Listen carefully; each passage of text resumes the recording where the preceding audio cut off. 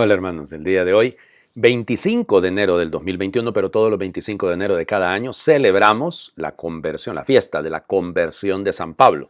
Aquí entramos en un problema. ¿Por qué se coloca el 25 de enero? O sea, no hay ninguna razón histórica, digamos, como tal. Ahí existe en los sacramentarios más antiguos una fiesta de la traslatio, o sea, el traslado de las reliquias de San Pablo a su basílica. Pero era el 25 de febrero, no el 25 de enero. No es una fiesta netamente romana, sino que aparece, por ejemplo, en algunos de los sacramentarios. Cuando hablo de sacramentarios, piensen como en los misales, para que me entiendan más o menos. Gaélico, por ejemplo, existe también en uno de los sacramentarios que es de lo que sería la época carolingia, ya en el siglo VIII es que empieza a aparecer esta celebración, insisto, de traslatio por conversio, o sea, la conversión de San Pablo en lugar del traslado de sus reliquias. Entonces probablemente de ahí viene.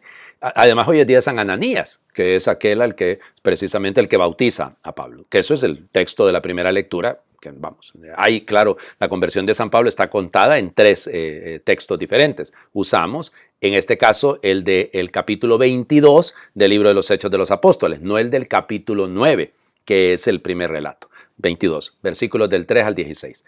En aquellos días, Pablo dijo al pueblo: yo soy judío, nací en Tarso de Cilicia, pero me crié aquí en Jerusalén. Fui alumno de Gamaliel y aprendí a observar en todo su rigor la ley de nuestros padres y estaba tan lleno de fervor religioso como lo están ustedes ahora. Perseguí a muerte a la religión cristiana, encadenando y metiendo en la cárcel a hombres y mujeres, como pueden atestiguarlo el sumo sacerdote y todo el consejo de los ancianos. Ellos me dieron cartas para los hermanos de Damasco, y me dirigí hacia ellos en busca de creyentes para atraerlos presos a Jerusalén y castigarlos. Pero en el camino, cerca ya de Damasco, a eso del mediodía, de repente me envolvió una gran luz venida del cielo. Caí por tierra y oí una voz que me decía: Saulo, Saulo, ¿por qué me persigues? Yo le respondí: Señor, ¿quién eres tú? Él me contestó: yo soy Jesús de Nazaret, a quien tú persigues. Los que me acompañaban vieron la luz, pero no oyeron la voz del que me hablaba. Entonces yo le dije: ¿qué debo hacer, Señor? El Señor me respondió: levántate y vete a Damasco. Allá te dirán todo lo que tienes que hacer. Como yo no podía ver, cegado por el resplandor de aquella luz, mis compañeros me llevaron de la mano hasta Damasco. Allí un hombre llamado Ananías, varón piadoso y observante de la ley, muy respetado por todos los judíos que vivían en Damasco, fue a verme. Se me acercó y me dijo: Saulo, hermano, recobra la vista. Inmediatamente recobré la vista y pude verlo. Él me dijo: el Dios de nuestros padres te ha elegido para que conocieras su voluntad, vieras al justo y escucharas sus palabras, porque deberás atestiguar ante todos los hombres lo que has visto y oído. Y ahora, ¿qué esperas? Levántate, recibe el bautismo, reconoce que Jesús es el Señor y queda limpio de tus pecados. Palabra de Dios. Te alabamos, Señor. Qué lindo texto. Miren, lo interesante de este texto, si lo ven ustedes, es que es Pablo el que lo cuenta. O sea, en el capítulo 9 es el autor del libro de los Hechos de los Apóstoles, es la tradición lucana, pero aquí es en labios de Pablo. Él lo está contando, hablará de eso también en la carta a los Gálatas, pero aquí está el relato quizás un poquito más extendido. Habla del resplandor que él vio, de la voz que él escuchó. Sus compañeros no, dice, solo él la escuchó.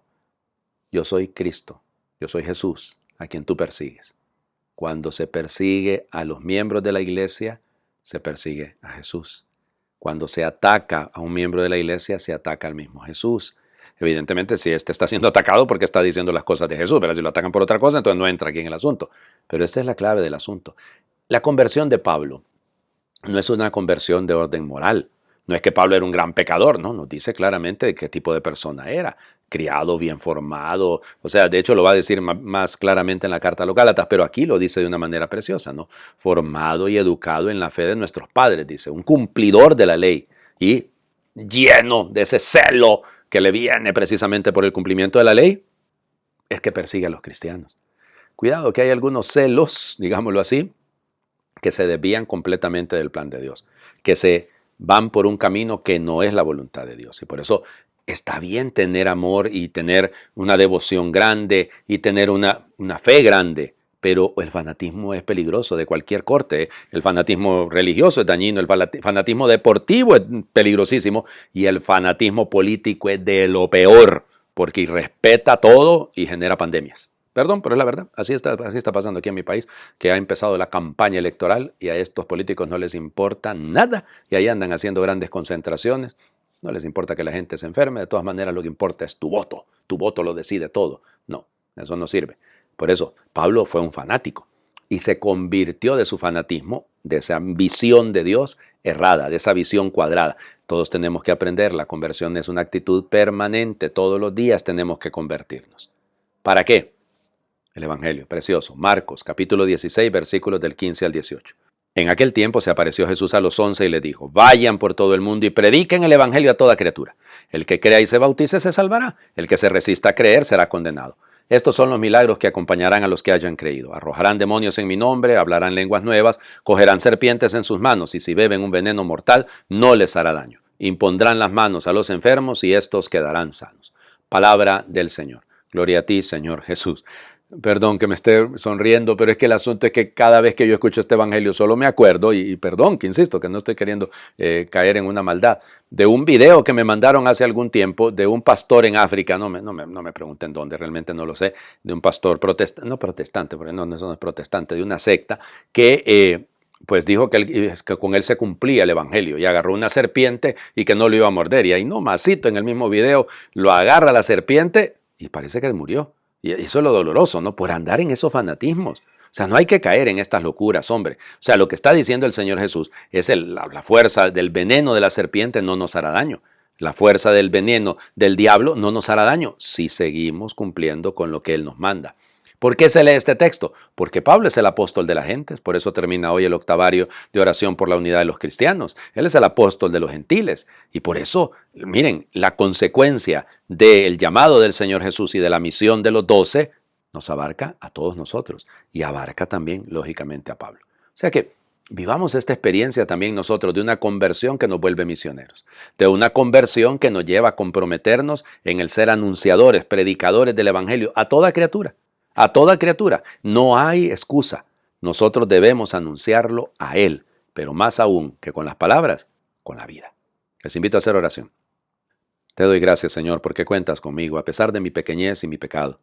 Cuentas conmigo y me llamas como llamaste a Pablo, un fariseo inteligente, fanático, intransigente, que quería acabar con los que no pensaban como él. Gracias a tu cercanía, Pablo se cayó del caballo de sus prejuicios y descubrió que donde abundó el pecado, sobreabundó tu amor, que tu grandeza se muestra en nuestra debilidad, que nos podemos fiar de ti completamente, que tú lo habías elegido para anunciar el Evangelio. También a mí me has cambiado, Señor. Gracias. Que sepa acercarme cada día a ti, para que puedas acabar la obra que has comenzado en mí y yo sepa contagiar mejor la luz, la alegría y la esperanza que nacen de la fe. Amén. Que Dios les bendiga a todos. Feliz lunes de esta tercera semana del tiempo durante el año. Feliz fiesta de la conversión de San Pablo y feliz final del octavario de oración por la unidad de los cristianos.